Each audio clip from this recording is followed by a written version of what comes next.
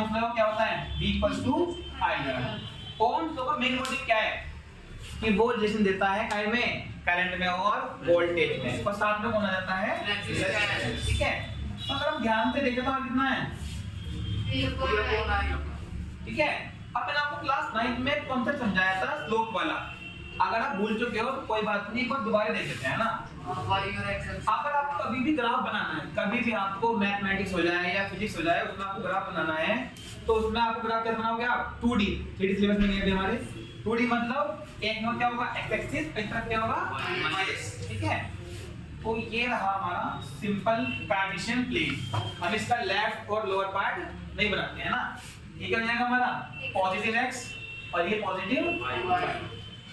अब जो ग्राफ इसका है v वर्सेस i का, इसका मतलब ये एक एक्सिस पे क्या कर देंगे हम, वोल्टेज को प्लॉट, और एक पे क्या कर देंगे करंट को। अब जो आपका मन करे वो प्लॉट कर देना। मगर जो बुक वाले हैं या जो ओम जी थे उन्होंने क्या कहा कि यहाँ पे क्या मान लो करंट, यहाँ पर क्या मान लो वोल्टेज। ग्राफ आपका पेपर में उल्टा दे सकता है, उसका मीनिंग अलग हो जाएगा। उन्होंने यहाँ क्या मान लिया करंट, और यहाँ क्या मान लिया वोल्ट, मतलब पोटेंशियल डिफरेंस।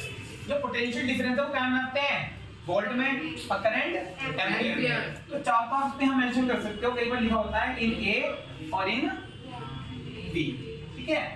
अरे बी मतलब क्या है वोल्ट, और ए मतलब क्या है एम्पियर। अच्छा ग्राफ बनाने आते हैं, मैथ में हम ग्राफ बनाना, चलो भाई चलो इसका ग्राफ बनाते हैं y = x का।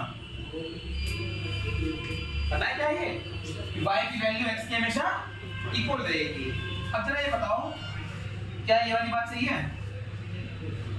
यस सर नहीं r लगा लो, बट ये r क्या है कांस्टेंट। इसका मतलब ये हुआ अगर i की वैल्यू बढ़ेगी तो v की वैल्यू भी बढ़ेगी। उल्टा भी कह सकते हो, ओम लॉ से बताता है कि अगर v बढ़ेगा तो i भी बढ़ेगा।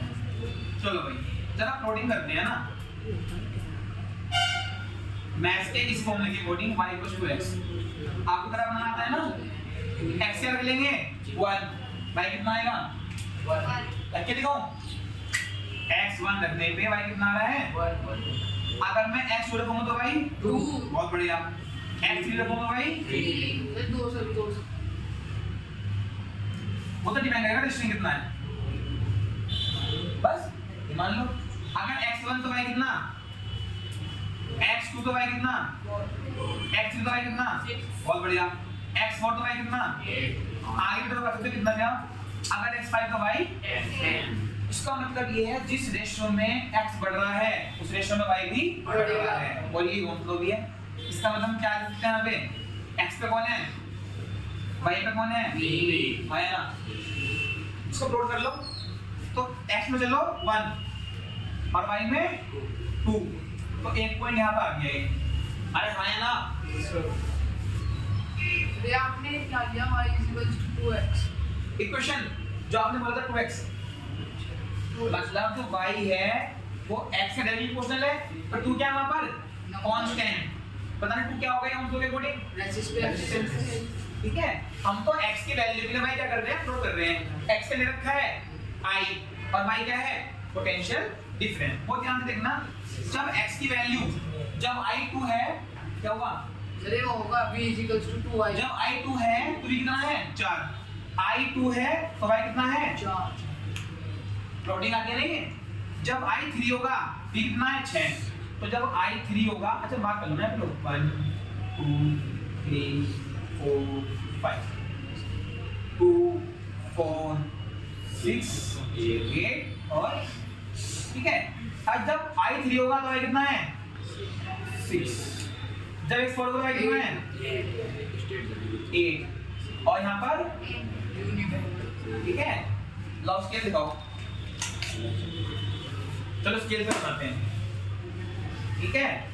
इन चारों लाइंस को ज्वाइन कर देना, सर ज्वाइन करिए भाई, कोई बात नहीं, मैं पॉइंट पे ले जाऊंगा, टेंशन मत लो,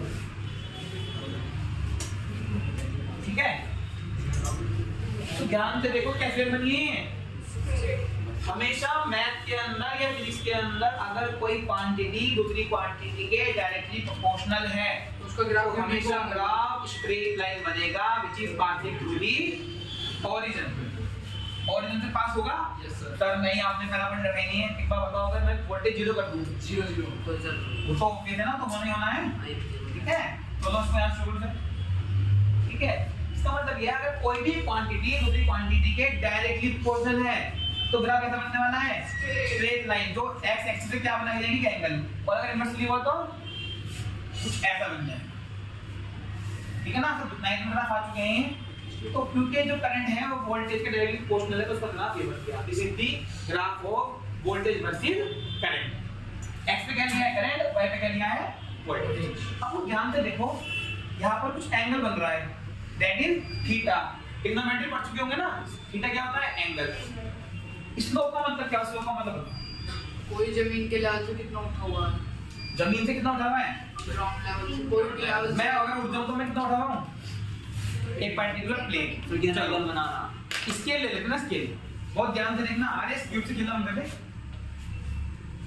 इस स्केल का मेरे हाथ मान लेते हैं ओरिजिन है, कितना एंगल है 45 कैसे जाएगा, 30 चलो 45 60 90 170 270 होगी जल्दी। अरे 30 45 60 सब नाप रहे हो आपको, 180 270 360, ठीक है ना। इसका मतलब ये है कोई पर्टिकुलर लाइन हो, प्लेन हो, वो ग्राउंड लेवल से कितना इंक्लाइंड है, दैट इज द एंगल, ठीक है। तो ध्यान से देखो, जो ये लाइन है कुछ ऐसे करके बन रही है एक्स एक्सिस से, उस तो एंगल होगा, कितना मान रखा है हमने, थीटा मान रखा है। अगर ये एंगल थीटा तो कितना होगा 90 माइनस थीटा। अरे हाँ ना, क्योंकि ये 90 डिग्री बोलते हैं एक्सिस। तो हमें स्लोप निकालना है कि मतलब ये लाइन कितना उठी हुई है एक्स एक्सिस से। ध्यान रखना, हमें स्लोप कहां निकलेगा, एक्स से, जनरल की, ठीक है। तो स्लोप का फॉर्मूला क्या होगा, पढ़ लिया मैथ में, चलो कोई बात नहीं। फॉर्मूला है स्लोप का tan थीटा। चलो यहां से कैसे आ जाएगा, स्लोप निकालने का तरीका क्या है, y एक्सिस की वैल्यू लो और अपन क्या कर लो, x एक्सिस की वैल्यू, वो स्लोप देता है। और यहां पर अगर देखा जाए तो अगर मैं यहां के किसी भी पॉइंट पे क्या डाल दूं, परपेंडिकुलर, तो क्या बन जाएगा बेस। अब इस ट्रायंगल के अंदर मान लेते हैं O A B, ये ट्रायंगल क्या बन गया, right angle triangle. Right angle triangle में आते ही दो चीजें का लगना कंफर्म है, एक तो पाइथागोरस और दूसरा ट्रिग्नोमेट्री रेशियो। पाइथागोरस में काम लिया, ट्रिग्नोमेट्री काम किसमें एंगल इन्वॉल्व होते हैं। तो इसके अंदर मैं इसको और इसको इन्वॉल्व करना चाहता हूं, तो ट्रिग्नोमेट्री रेशियो कौन सा रहेगा, परपेंडिकुलर अपॉन बेस। अब बताओ परपेंडिकुलर वैल्यू कितनी है, कितनी लंबाई होगी 8। रुक जाओ, वो तो शार्ट डिग्री हो रहा है। ये करते क्या है, ये क्या है y एक्सिस की दूसरी वैल्यू और ये स्टार्टिंग वैल्यू। अरे इनिशियल फाइनल, y पे शुरू में कितनी वैल्यू है और y में बाद में कितनी वैल्यू है।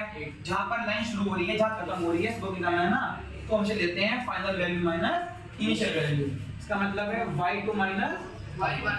यहाँ पर तो काम कर जाएगा। ये मान लो मैं ग्राफ रखा शुरू में 4 से, यहाँ पर 8, यहाँ पे 4, जब भी 8 लोगे 4 लोगे ना, 4 का 8 माइनस 4, ये y2 minus y1 upon base. यहाँ पर ये वाली वैल्यू मान लेते हैं x2 और ये वाली वैल्यू x1, तो x2 माइनस x1 क्लियर हो रहा है, ठीक है। अब ध्यान से देखो y2 कितना है 8, y2 है 8, y1 कितना है 0, x2 कितना है 4, x1 कितना है 0, कितना आ गया 8/4, 2। ध्यान से देखो 2 आ गया, ठीक है। 2 निकालना नहीं है, अब ध्यान से देखना चाहिए।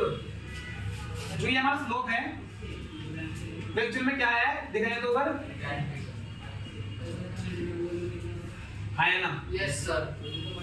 डेल्टा y मतलब चेंज इन y तो change in x। Change in y पे क्या चेंज हो रहा है, पोटेंशियल पोटेंशियल है ना, डेल्टा v। और x पे क्या चेंज हो रहा है, current delta i। Delta i मतलब y होता है, ठीक है ना। अब ये होता क्या एक्चुअल में, ये बनाई, इसका मतलब जो स्लोप है वो कुछ और नहीं बताना, मैं क्या बताना है, जिस तरीके से क्लास 9 के अंदर जो हमारा ग्राफ था, डिस्प्लेसमेंट टाइम ग्राफ, वो क्या देता था हमें, स्पीड, और dt का क्या देता था, एक्सीलरेशन। लामत मत समझिए, ठीक है। तो स्लोप क्या देगा हमें, जो भी रेशियो करके क्वांटिटी बन जाएगी वो देता है। यहाँ पर क्या बन गया, v अपॉन i, और v अपॉन i क्या होता है, r। इसका मतलब ये है, अगर आपको कहा गया रेजिस्टेंस निकालो और आपको करंट की वैल्यू दी हुई और v की दे रखी होगी, क्या करोगे आप, ये अपॉन i कर दोगे। बट अगर आपको ग्राफ दिया हुआ होगा, बस निकालोगे रेजिस्टेंस स्लोप निकाल देना। स्लोप कैसे करोगे? Change in y upon change in m। तो जो स्लोप निकाल रहे हो एक्चुअली में क्या निकाल रहे हो आप? रेजिस्टेंस की वैल्यू निकाल रहे हो। और देखो कितना आ गया यहाँ पर 2 डेल्टा, ठीक है ना? और 2 ये रहा 2 ओम, क्योंकि ये वोल्ट में और ये एम्पीयर। अब ध्यान रखना किसी क्वेश्चन के अंदर यहाँ क्या लिखा हो सकता है? Millivolt. मान लो इसी केस में लिखा होता मिली वोल्ट और यहाँ लिखा होता मिली एम्पीयर। जरूरी है माइक्रो एम्पीयर। तो आपका जो आंसर आता वो कितना आता? सर स्लोप इक्वल्स टू, बहुत ध्यान से देखना, 8/4। अरे अभी तो ये आता, बट जो 8 है वो काय में है? वो मिली वोल्ट में है। की पावर माइनस, अरे हाँ है ना। और जो करंट है वो काय में है? माइक्रो एम्पीयर में। तो ये आ गया 2 × 10⁻3। इसका मतलब है 2000 ओम का रेजिस्टेंस। तो देख लेना तो क्या मेंशन है, मिली एम्पीयर है या एम्पीयर है, माइक्रो है या मिली वोल्ट है, ठीक है ना? अगर दोनों की सेम हुई तो आपका जो है कट के आंसर हो जाएगा, वरना उसको चेंज करना। समझ में आ गया? तो नोट कर लो फटाफट इसको।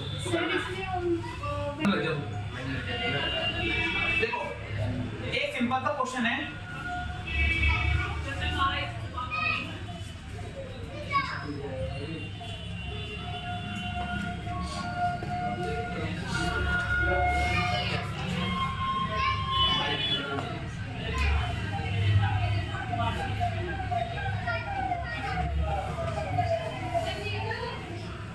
कॉपी करते रहो। ए और बी क्या है? दो कंडक्टर। अरे मतलब कोई कंडक्टर है, उसके लिए ग्राफ ये रहा, बी वाले के लिए ग्राफ ये रहा, ठीक है ना? और तो फॉलो कर रहे हैं। कह रहे हैं which of the following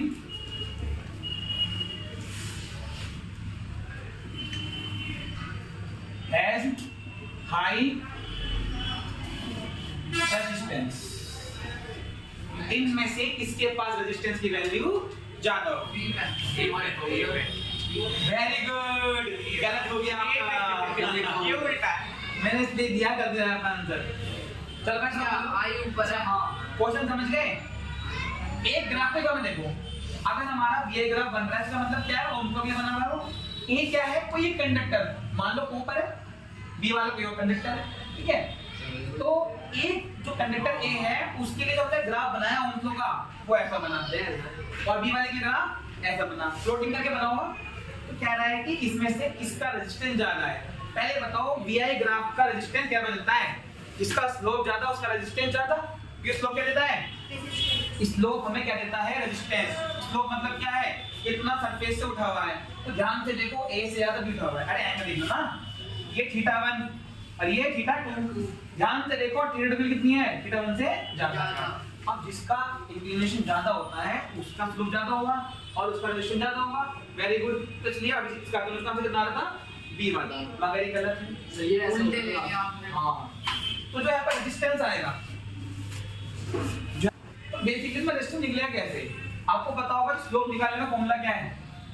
slope equals to delta by. हां, ये अब बात हुई, ठीक है? डेल्टा वाई पे क्या है? Current upon voltage.